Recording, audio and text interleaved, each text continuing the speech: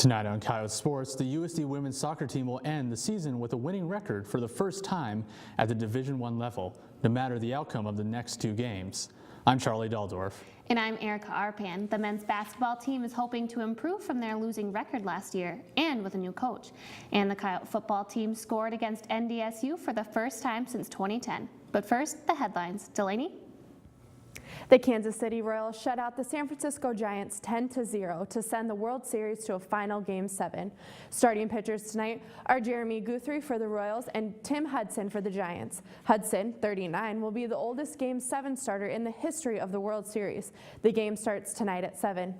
Champ Bailey, one of the most decorated cornerbacks in the NFL history, announced his retirement yesterday. Bailey made 12 Pro Bowls, which is tied for the third most ever for a defensive player. Drafted as the 7th overall pick in the 1999 NFL Draft, he played 5 seasons in Washington and 10 in Denver. He finished his career with 52 interceptions. Georgia running back Todd Gurley must sit out 2 more games for accepting cash for autographed memorabilia. Earlier today, the NCAA ruled that Gurley must pay a portion of his proceeds to charity and complete 40 hours of community service. Gurley accepted more than $3,000 in cash. And those are your headlines. The Coyote soccer team has recorded 9 shutouts this season, but this success hasn't been easy for the team. 4 years ago, this was a very familiar look. The opponent scoring the goals and USD ending the season with a losing record. This year, the women have turned around the program and have a winning record, including 9 wins so far.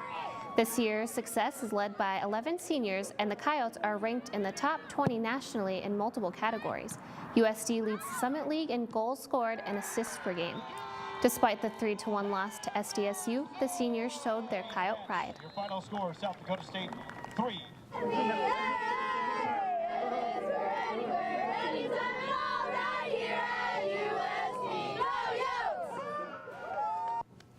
USD has 2 more games left of the season, but no matter the outcomes, the Coyotes will have a winning record at the Division I level for the first time in school history. The volleyball team went 1-1 this weekend, losing to Oral Roberts in 5 games on Friday before bouncing back to sweep Omaha on Sunday. Melissa Furtko was named Summit League Defensive Player of the Week for the 3rd time this year. She recorded 12 blocks, 10 digs, and 10 kills in the 2 games. Furtko and libero Riley Haug have combined to receive the honor for 5 of the past 6 weeks. USD is currently sitting in 2nd place in the league with an 8-2 record. The Cows have 4 home games left in the season, including a Halloween matchup against Fort Wayne. USD celebrated breast cancer awareness with several activities last week, including the Big Pink volleyball tournament held on Thursday. The 8-team tournament took place in the Wellness Center. There wasn't an entrance fee, but donations were encouraged. All the proceeds from the tournament and the week's activities were given to the Susan G. Komen Foundation. Other events included a pink walk from Sanford Hospital to the Dakota Dome before the football game on Saturday. All the proceeds from the walk benefit the Edith Sanford Breast Cancer Research Fund. The USD men's basketball team is predicted to finish 8th in the Summit League, but with a new head coach, their hopes are high. Craig Smith came to USD in March from Nebraska, where he was an assistant for the Huskers. Smith has brought in 3 new assistant coaches, and the team had 8 new players. Senior guard Brandon Bos was named the preseason 2nd team and will be looking to lead the Coyotes this season. They'll start off the year at Utah Valley 16 days from today. And now, Coyote News' Megan Card is live in the muck with guard Brandon Bos. Megan? Thanks, Erica. The men's basketball team may have had a losing record last season, but eyes are now turning to the first-year coach, Craig Smith, on what difference he's having on this year's players. Thanks for joining me today, Brandon. What kind of tone and mentality does Coach Smith, bring to the court? He says this term called GATA, get after their, you know what. Basically, it's what he describes it as is a relentless pursuit of the ball. He just wants us to always have high energy, always be flying around, and just play as hard as we can every time we step on the floor. What do you think the biggest hurdles are going to be this year for the team? I would say for us, it's the fact that we have 8 new guys and really just bonding together, learning each other's strengths and weaknesses. But I feel like over these first few weeks of practice, we've really done a good job of that, getting to know each other, and I think we're molding pretty well heading into the start of the season. Is there any player in particular that you're really excited to get on the court with? I don't have one in particular. All the guys I'm excited to play with. And how does his style differ than Coach Boots? I would say their defensive principles. Coach Boots, he liked to play a lot more zone on defense, whereas Coach Smith emphasized a lot more man. But Coach Boots had a great coaching career here, and I'm sure Coach Smith will do the same. All right, thank you. That was senior guard Brandon Bos talking about the future of USD's men's basketball team under the direction of Craig Smith. Live from the Muck, I'm Megan Card. Thank you, Megan. Although USD suffered a 47-7 loss to top-ranked North Dakota State, the Coyotes scored against the Bison for the first time since 2010, and for the first time as a Division I school.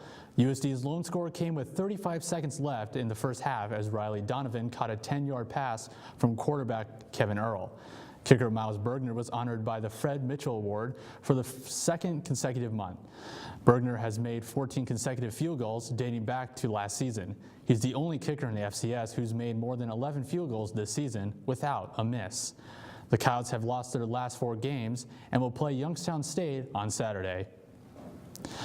For the third straight week, USD diver Grayson Herding was named Summit League Diver of the Week. This is the 13th time she has won the award in her career.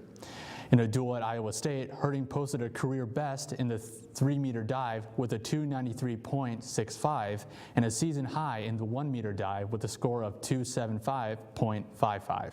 These marks qualified Herding for the NCAA Zone Championship and also lead the conference. USC hosts Omaha on November 6th. In this week's sports commentary, Malachi Peterson talks about the good, the bad, and the ugly in college football. It's nearly November. That means we have a good idea of who the real deal is in college football this year. So let's start off with the good. Mississippi State has come out of nowhere, literally. They went from unranked to #1 in just 5 weeks. That's the quickest ascension to the top spot in the 78-year history of the AP polls. They're now 7-0 and shouldn't be going anywhere, at least for a little while. Their next big matchup isn't until November 15th when they play at Alabama. Now for the bad. College football in general. I'm sorry, but doesn't it just seem wrong to you that Todd Gurley lost his eligibility for getting $400 for a piece of memorabilia he signed? But it isn't a problem that the Alabama boosters just gave Nick Saban $3.1 million to pay off the rest of his home. Get Gurley back on the field. In the ugly, Florida State. Another off-the-field incident? Come on. Their starting running back, Carlos Williams, is being investigated for domestic assault. Tallahassee continues to be the hotbed of bad publicity. Ending on a positive note, we do have a great matchup of 2 top 10 teams on Saturday. Auburn versus Ole Miss, so at least that should be entertaining. For Coyote Sports, I'm Malachi Peterson.